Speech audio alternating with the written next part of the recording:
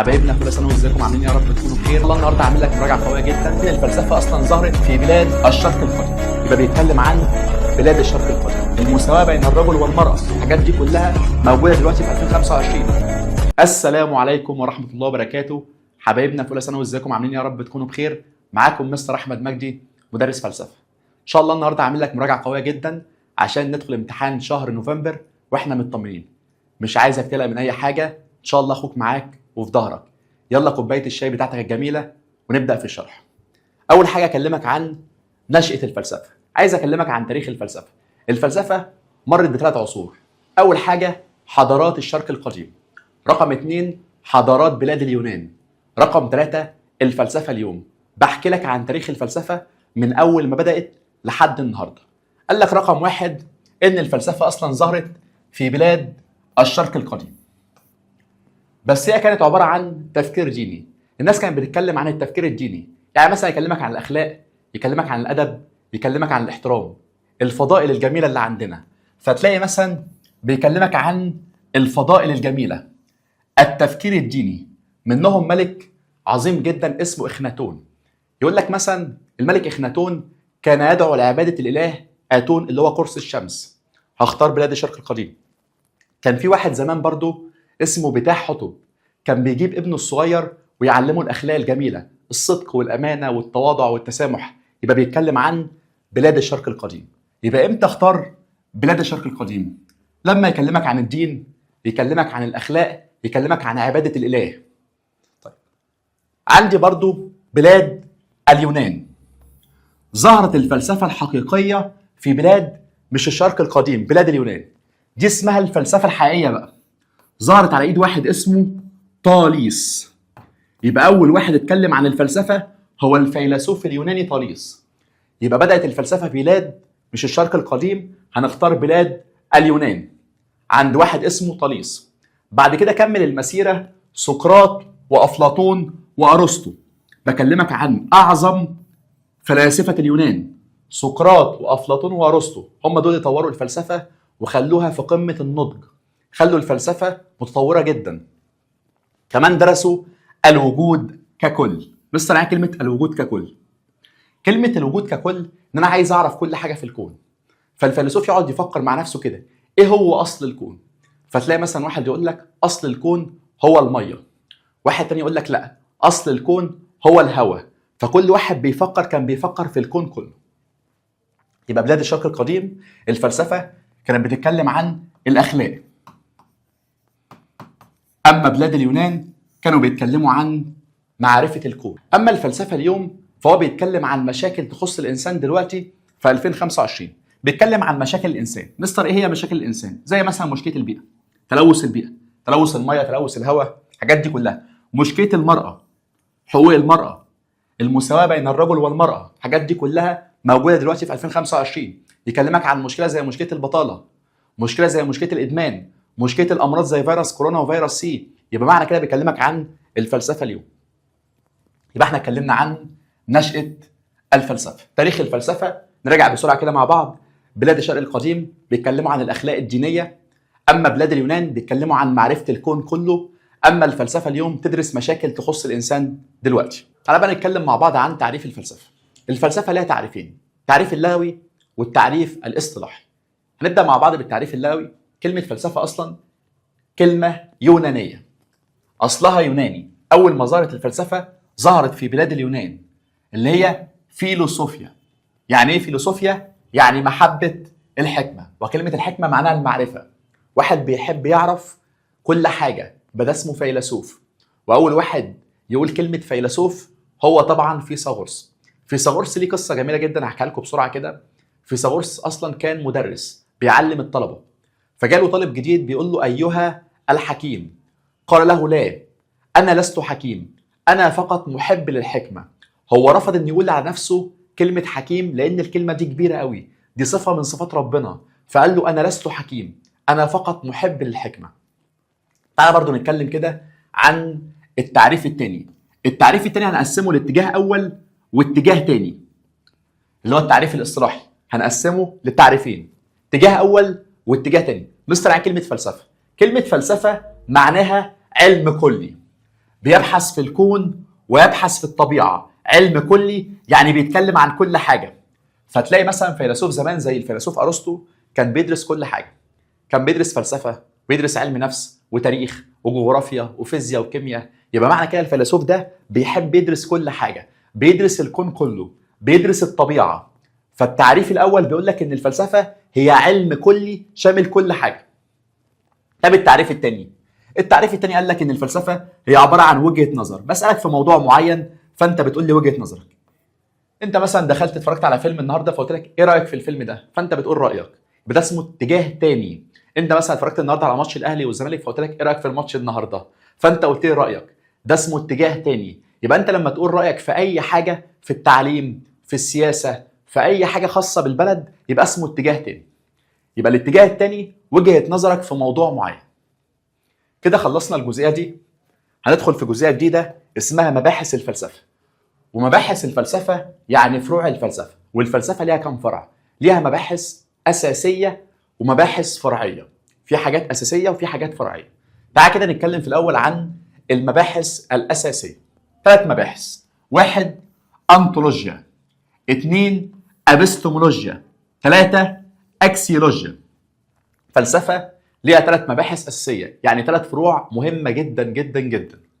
اول فرع اسمه انطولوجيا، رقم 2 ابستمولوجيا، رقم 3 اكسيولوجيا. طب ما تيجي تكلمني كده عن الانطولوجيا. مستر عن كلمه انطولوجيا، كلمه انطولوجيا معناها الوجود. الفيلسوف بيدرس الوجود، يعني الكون كله. فتلاقي فيلسوف مثلا بيقعد يفكر كده ايه هو اصل الكون. يعني مثلا كان سقراط قاعد كده مع نفسه بيفكر، فجاله طالب بيقول له ايها المعلم فيما تفكر؟ فقال له انني افكر في اصل الكون. يبقى هو بيتكلم عن الوجود، بيتكلم عن الطبيعه، بيتكلم عن الكون كله. ده مبحث اسمه الابستمولوجيا، الشمس والقمر والكواكب والنجوم، كل حاجه في الكون. المبحث الثاني اسمه الابستمولوجيا. يعني ايه اصلا كلمه ابستمولوجيا؟ كلمه ابستمولوجيا معناها المعرفه، ان الانسان عايز يعرف. طيب الانسان عشان يعرف محتاج حاجتين، محتاج يستخدم الحواس ومحتاج كمان يستخدم العقل. فالانسان عشان يعرف محتاج الحواس والعقل معا. يعني ايه يا مستر الكلام ده؟ انت مثلا دلوقتي اتولدت صفحه بيضاء، بس قعدت مثلا تتعلم ازاي؟ عن طريق الحواس، ان انت شايف الكلام اللي على السبوره، وكمان عن طريق العقل ان انت بتفهم الكلام ده معناه ايه. يبقى انت عشان تتعلم محتاج حاجتين، محتاج الحواس عشان تشوف بعينيك الكلام اللي على السبوره، وكمان محتاج العقل عشان تفكر فيه وتفهمه. فاي انسان في الدنيا بيتولد صفحه بيضاء، بس عشان يستقبل المعلومات بيستقبلها عن طريق الحواس والعقل معا، الاثنين مع بعض. اخر حاجه مبحث الاكسيولوجيا، وده هو القيم. والقيم 3: الحق والخير والجمال. قيمه الحق بيدرسها علم المنطق، علم اسمه علم المنطق. قيمه الخير بيدرسها علم اسمه علم الاخلاق، ان انا عايز اعمل عمل خير، اساعد الناس. قيمه الجمال بيدرسها علم اسمه علم الجمال. الحاجه الجميله بقى، الحاجه الحلوه اللي انا شايفها قدامي، شايف لوحه جميله قوي، شايف رسمه جميله قوي قدامي، ده علم الجمال. يبقى في قيمه اسمها الحق بيدرسها علم المنطق. في قيمه اسمها الخير، ان انا اساعد الناس، ان انا اعمل عمل كويس، عمل صالح يرضي ربنا، ده اسمها قيمه الخير بيدرسها علم الاخلاق. واخر حاجه قيمه الجمال بيدرسها علم اسمه علم الجمال. زي ايه علم الجمال؟ زي الفن، الرسم، الشعر، الموسيقى، ده اسمه علم الجمال. تعال نتكلم مع بعض كده عن المباحث الفرعيه. المباحث الفرعيه 3. فلسفه اسمها فلسفه الدين. مستر هو في فلسفه اسمها فلسفه الدين؟ مش احنا قلنا قبل كده ان حصل تكامل بين الدين والفلسفه، فظهر عندي فلسفه اسمها فلسفه الدين. تدرس ايه؟ تدرس الدين. عايز الانسان يفهم الدين صح، عايز الانسان يفهم الدين صح. يعني مثلا نجيب ايه قرانيه كده ونقعد نفسرها ونفهمها. في مثلا ايه بتقول سبحان الذي اسرى بعبده ليلا من المسجد الحرام الى المسجد الاقصى. هات بقى الايه دي كده واقعد فكر فيها وافهمها، هتعرف ان في رحله اسمها رحله الاسراء والمعراج. فمعنى كده ان انا فهمت الدين صح، فهمت القران الكريم، فهمت كلام ربنا. وكل ما تفهم الدين صح كل ما يكون عندك ايمان بالله، ايمان بالله سبحانه وتعالى، ان انت مؤمن بكل حاجه يقولها ربنا. يبقى خلي بالك لازم تفهم الدين صح. رقم 2 فلسفه التاريخ. كلمه فلسفه التاريخ ان احنا بنتكلم عن الاحداث التاريخيه، حاجات اللي حصلت زمان في التاريخ. زي مثلا اكلمك عن ثوره 19. ايه اسباب ثوره 19؟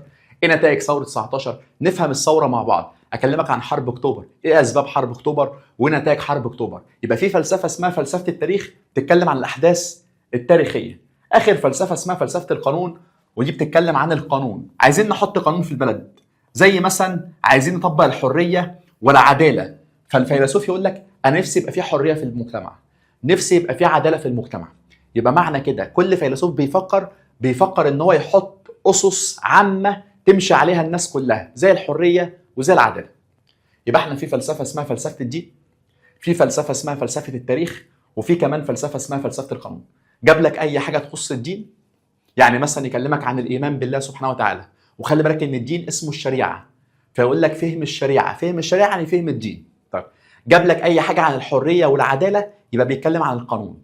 جاب لك اي حاجه فيها احداث تاريخيه زي ثوره 19 زي حرب اكتوبر، يبقى بيتكلم عن فلسفه التاريخ.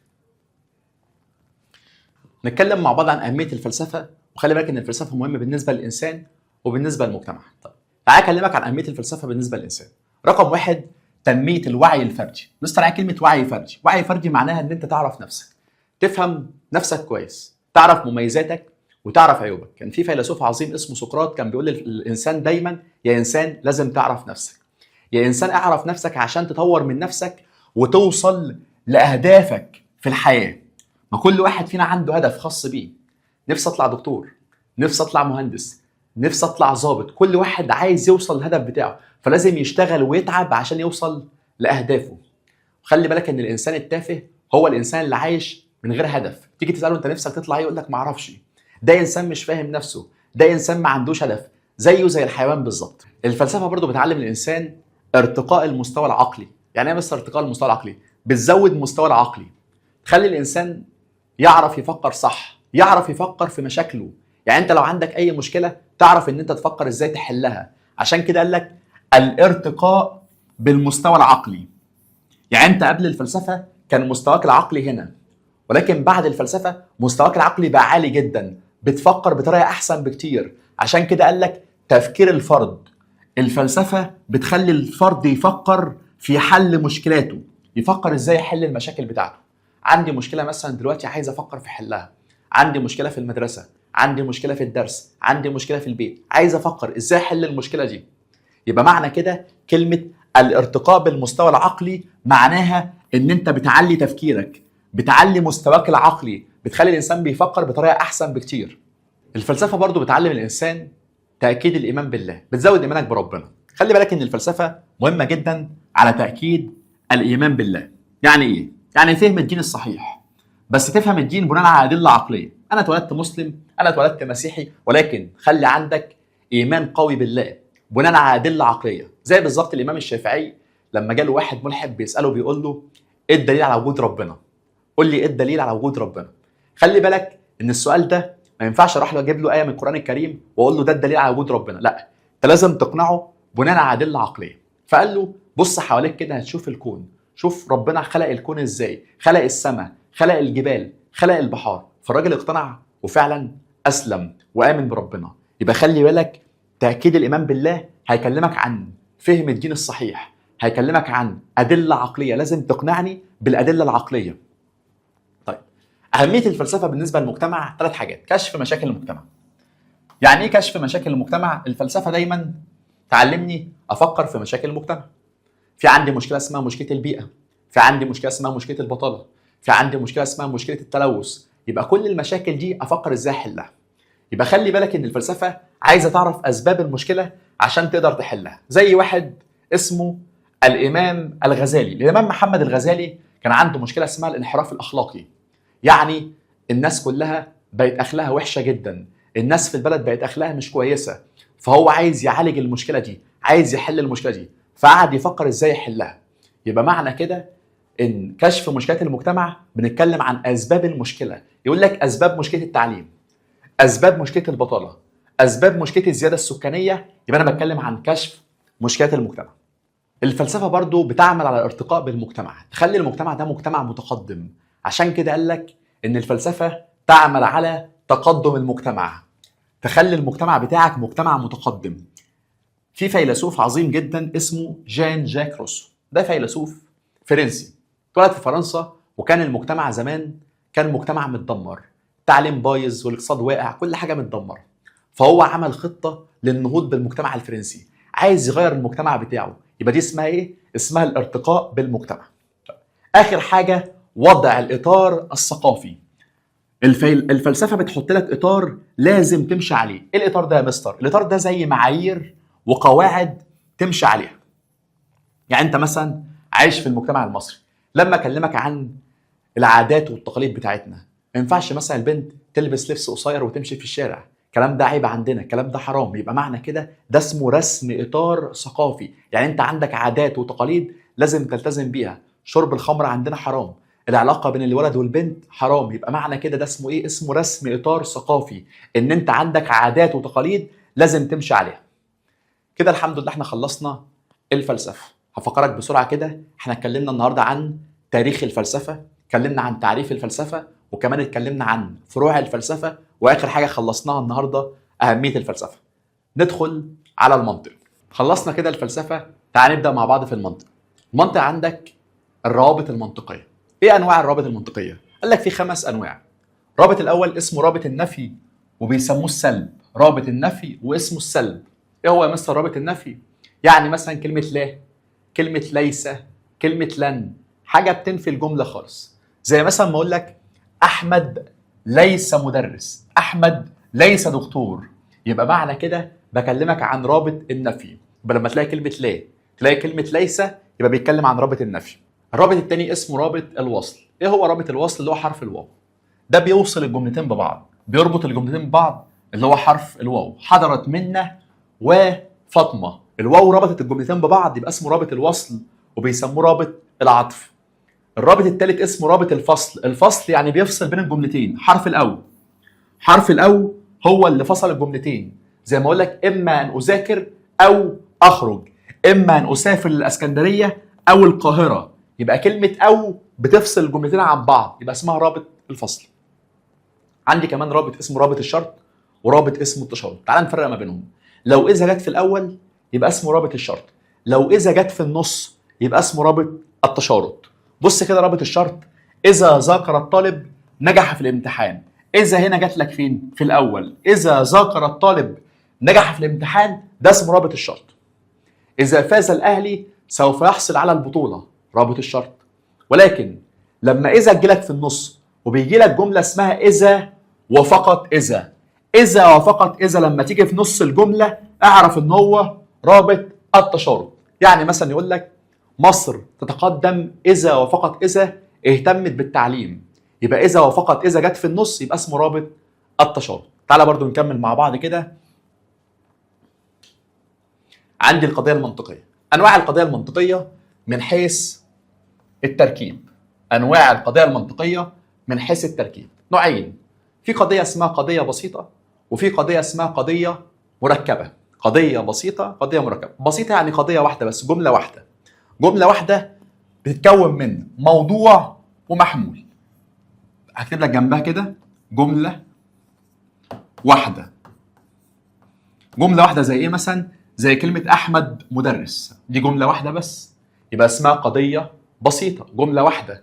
لما اقول لك مثلا فرح نجحت في الامتحان، دي جمله واحده يبقى اسمها قضيه بسيطه. طب القضيه المركبه، القضيه المركبه تتكون من جملتين. تتكون من جملتين زي مثلا احمد مدرس ومحمد طبيب. احمد مدرس ومحمد طبيب، دي اسمها قضيه مركبه. زي ما اقول لك اسافر الى الاسكندريه او مطروح، هسافر اسكندريه او مطروح، يبقى اسمها قضيه مركبه لانها بتتكون من جملتين. انواع القضيه من الناحيه المنطقيه. انواع القضيه من الناحيه المنطقيه: في قضيه اسمها تحليليه، وفي قضيه اسمها تركيبيه. في قضيه اسمها تحليليه وقضيه اسمها تركيبيه. مثلا يعني كلمه تحليليه، كلمه تحليليه معناها بتكرر نفسها، بتكرر نفسها مرتين، يبقى اسمها قضيه تحليليه. يعني مثلا يعني ايه كلمه اعزب؟ تقول لي الاعزب هو واحد مش متجوز، ما دي اسمها قضيه تحليليه. الاعزب غير متزوج. بص كده الجمله دي: الاعزب هو غير متزوج، يبقى اسمها قضيه تحليليه. لما اقول لك مين هي الارمله، تقول لي الارمله من مات زوجها. الارمله من مات زوجها دي اسمها قضيه تحليليه. مين هو الناجح؟ تقول لي الناجح غير راسب. الناجح غير راسب يعني ما سقطش في الامتحان، يبقى اسمها قضيه تحليليه. يبقى القضيه التحليليه هي جمله بتكرر نفسها، جمله بتكرر نفسها يبقى اسمها تحليليه. اما القضيه التركيبيه هي جمله واقعيه موجوده قدامي، شايفها في الواقع، وقد تكون صادقه وقد تكون كاذبه. قد تكون صادقه قد تكون كاذبه. ما تيجي نفهم مع بعض اكتر كده. يعني ايه قضيه واقعيه؟ يعني ايه قضيه صادقه؟ ويعني ايه كلمه قضيه كاذبه؟ قضيه صادقه زي مثلا افلاطون فيلسوف يوناني، ما دي صادقه. الجمله دي جمله صادقه. ليه يا مستر جمله صادقه؟ لان فعلا افلاطون كان فيلسوف يوناني، فالجمله دي جمله واقعيه. جمله واقعيه، كان في واحد زمان فعلا اسمه افلاطون وهو كان فعلا فيلسوف يوناني، يبقى الجمله دي جمله صادقه. طيب اديني جمله صادقه غيرها. لما اقول لك مثلا القاهره عاصمه مصر. القاهره عاصمه مصر دي جمله صادقه برضو. فعلا في مدينه اسمها القاهره، والقاهره موجوده في مصر، هي العاصمه بتاعت مصر، يبقى دي اسمها جمله صادقه. امتى بقى اقول قضيه تركيبيه كاذبه؟ امتى اقول قضيه تركيبيه كاذبه؟ بص بقى التركيبيه الكاذبه. هنقول افلاطون فيلسوف مصري. هل الجمله دي جمله صادقه ولا كاذبه؟ في الواقع هي جمله كاذبه. افلاطون ما كانش فيلسوف مصري اصلا، يبقى الجمله دي جمله كاذبه. هنقول القاهره عاصمه فرنسا. الجمله دي كاذبه برضه يا مستر، لان القاهره مش عاصمه فرنسا. يبقى اي جمله سواء هي صادقه سواء هي كاذبه، الجمله دي بسميها جمله تركيبيه. اسمها جمله ايه؟ اسمها جمله تركيبيه. يبقى احنا عندي انواع القضيه: قضيه بسيطه، قضيه مركبه. دول اول نوعين. طب في نوعين كمان. في قضيه اسمها قضيه تحليليه، وفي قضيه اسمها قضيه تركيبيه. افرق ما بينهم ازاي يا مستر؟ القضيه التحليليه هتلاقي الجمله بتكرر نفسها زي كلمه الاعزب غير متزوج. اما القضيه التركيبيه خلي بالك ان الجمله لازم تكون واقعيه وتضيف جديد. جمله واقعيه تضيف جديد، زي مثلا افلاطون فيلسوف مصري، دي جمله كاذبه. ولكن لو قلت افلاطون فيلسوف يوناني دي جمله صادقه. كده خلصنا الجزء ده. تعال نكمل مع بعض. قضيه كليه وقضيه جزئيه. في قضيه اسمها قضيه كليه وفي قضيه اسمها قضيه جزئيه. تعال نفرق كده ما بينهم، الكليه والجزئيه. الكليه لها نوعين والجزئيه برضو لها نوعين: كليه موجبه، كليه كاذبه. كل قضيه من دول لازم تعرف الكلمات الداله. الكليه الموجبه كلمه كل، كلمه جميع، كلمه عامه، كلمه كافه، كلمه 100%. يعني قصدي اقول لك ان اي كلمه من دول تيجي لك في الجمله اعرف ان هي كليه موجبه. كل، جميع، عامه، كافه، 100%. كل، جميع، عامه، كافه، 100%. قولهم معايا بس عشان تحفظهم. دي اسمها كليه موجبه. الكليه الموجبه زي مثلا كل الطلاب ناجحون. بص الجمله دي كده، يا رب ان شاء الله كده كل الطلبه تنجح. دي جمله اسمها كليه موجبه. دي يا مستر كليه موجبه؟ ما تشوف كلمه كل كده، هتلاقي كلمه كل موجوده هنا، يبقى كليه موجبه. طالما هي موجوده يبقى اسمها كليه موجبه. جميع العرب احرار، كليه موجبه برضه. طب امال امتى اختار كليه سالبه؟ هتلاقي كلمه كل بس في النص في ليس.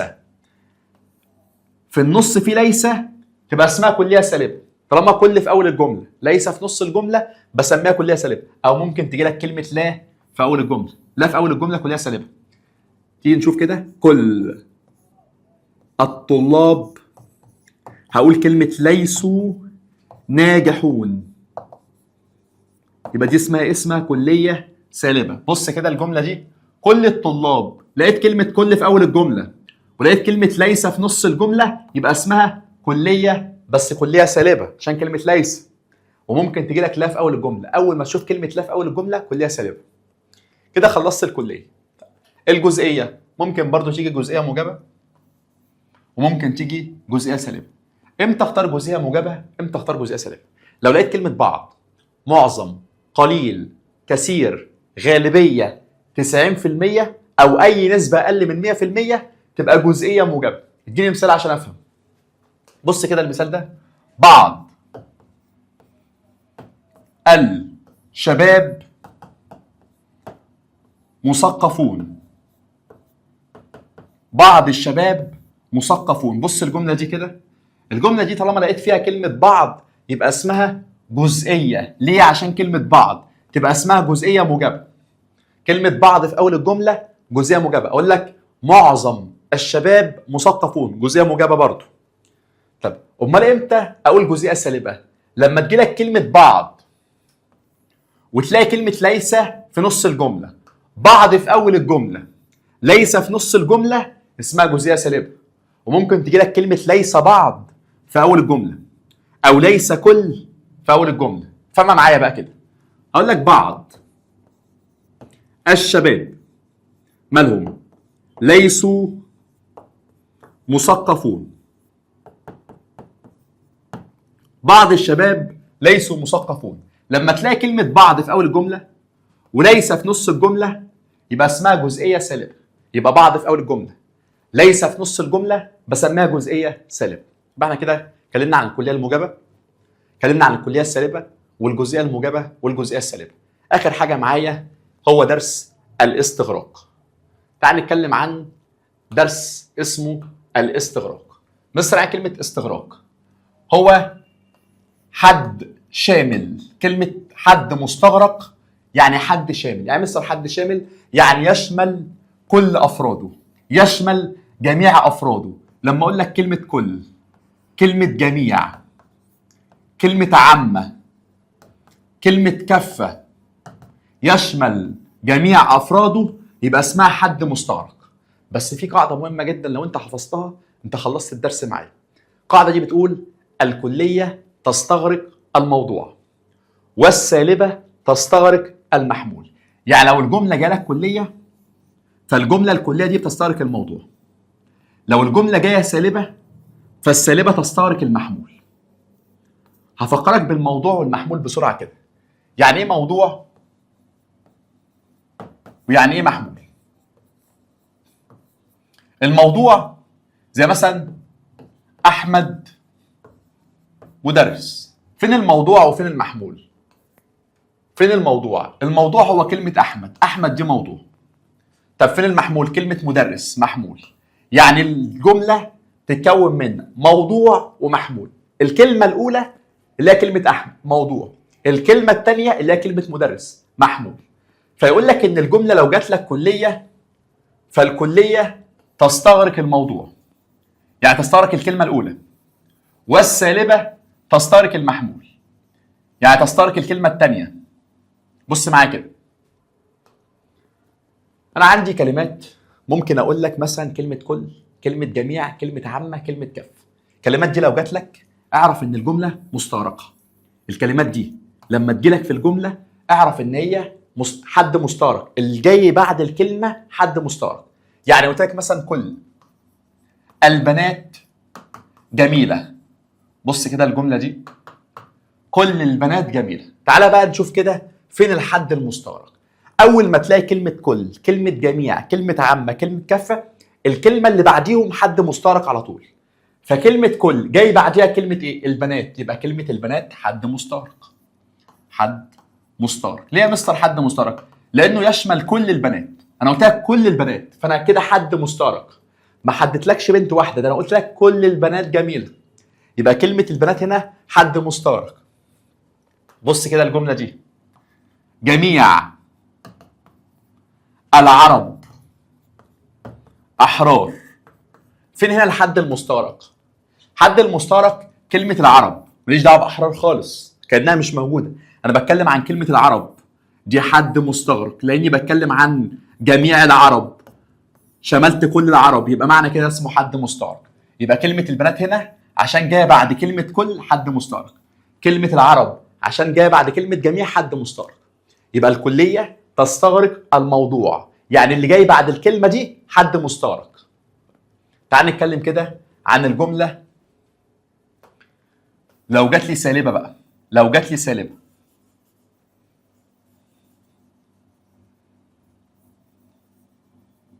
حد المستغرق برضو معانا كلمه لا ومعانا كلمه ليس، يعني اللي جاي بعديهم حد مستغرق. يعني مثلا لو قلت لك البنات ليست جميله، البنات ليست جميله، كلمه جميله هنا حد مستغرق. كلمه جميله حد مستغرق ليه يا مستر؟ عشان جايه بعد كلمه ليس. ما هو اي كلمه بعد كلمه لا او ليس حد مستغرق. عشان كده بقول لك احفظ القاعده هتعرف تطبق عليها. تعالى كده نطبق على القاعده. بص كده معايا.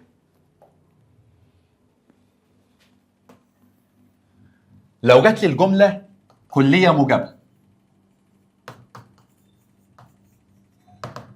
لو جات لي الجمله كليه سالبه، لو جات لي جزئيه موجبه، لو جات لي جزئيه سالبه، لو جات لي الجمله جزئيه موجبه، لو جات لي الجمله كليه موجبه، هقول تستغرق الموضوع فقط، لان الجمله كليه فتستغرق الموضوع فقط. طب لو جات لي كليه سالبه، ما هو الكليه السالبه تستغرق الموضوع والمحمول، يقول الموضوع والمحمول. يبقى لو جات لي كليه سالبه هقول الاثنين مع بعض، تستغرق الموضوع تستغرق المحمول. طب لو جات لي جزئيه لا تستغرق، الجزئيه لا تستغرق. طب لو جات لي جزئيه بس سالبه، لا السالبه تستغرق المحمول، تستغرق المحمول. يبقى انا افهم ايه؟ افهم من القاعده ان الكليه تستغرق الموضوع، السالبه تستغرق المحمول. تعال نطبق هنا كده بامثله. قلت لك مثلا كل العرب احرار، ده السؤال الاول. كل الطلاب ليسوا ناجحين.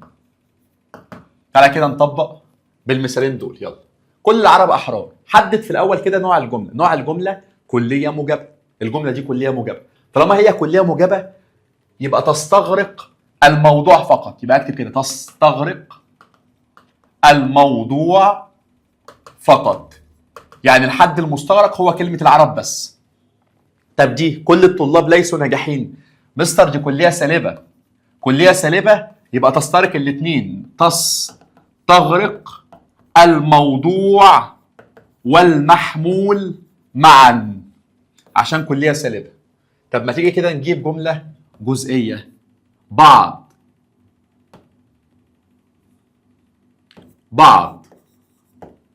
الشباب مثقفون.